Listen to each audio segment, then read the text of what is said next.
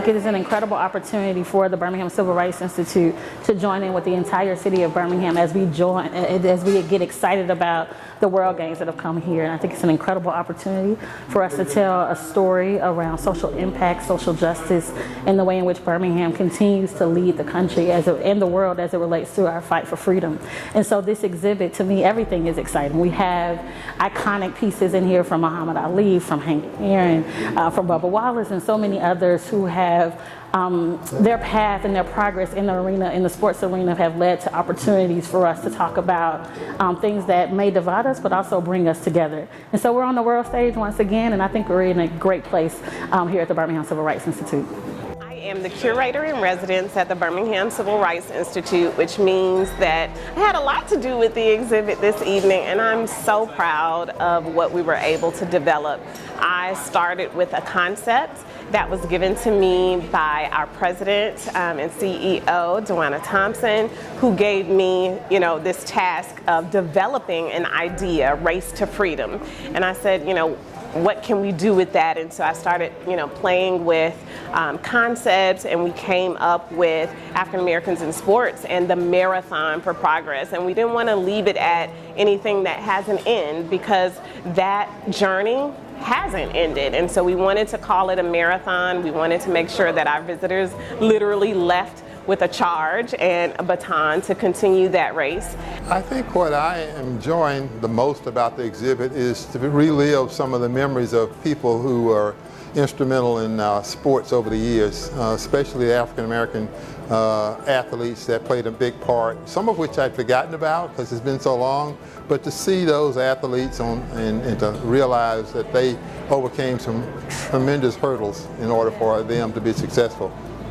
Well, I think that one of the things that the exhibit will give a historical perspective to African American athletes and the challenges that they faced throughout their professional careers, even the amateur careers of some of these individuals.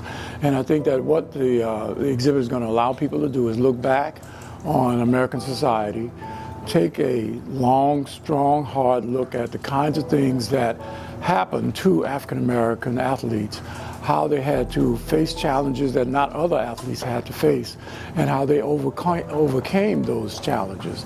So it's going to be, I think, not only an enlightening experience for people, but an informative experience for people. STEAM Saturdays is an exciting 2 days during the World Games, Saturday, July 9th and the 16th. It's an event co-sponsored by Birmingham Civil Rights Institute, Microsoft, the Southern Center for Broadening Participation in STEM, and we are going to have activities for youth as young as 5 years old all the way up to college students. We have some activities that are just walk up, make and take that tie into the NASCAR and some of the other events in the exhibit, like 3D printing on the front, where we're printing out little cars and little garages. We have button making. We also have an amazing Xbox suite that's going to be out in the back parking lot, full of video games as well as NASCAR simulators. So our young people, getting them engaged in STEM, which is something that oftentimes in under-resourced communities we don't have access to resources that make science, technology, engineering, and math come alive and be fun. And that kind of keeps us out of those career pathways. And so one thing I like to say is that in order to be it, you have to see it.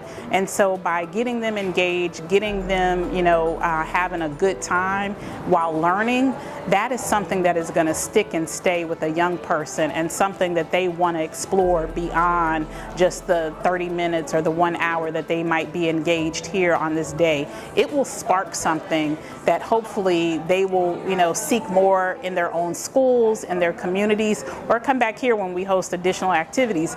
And then that's one way that we're going to, build a community of thinkers and innovators and creators.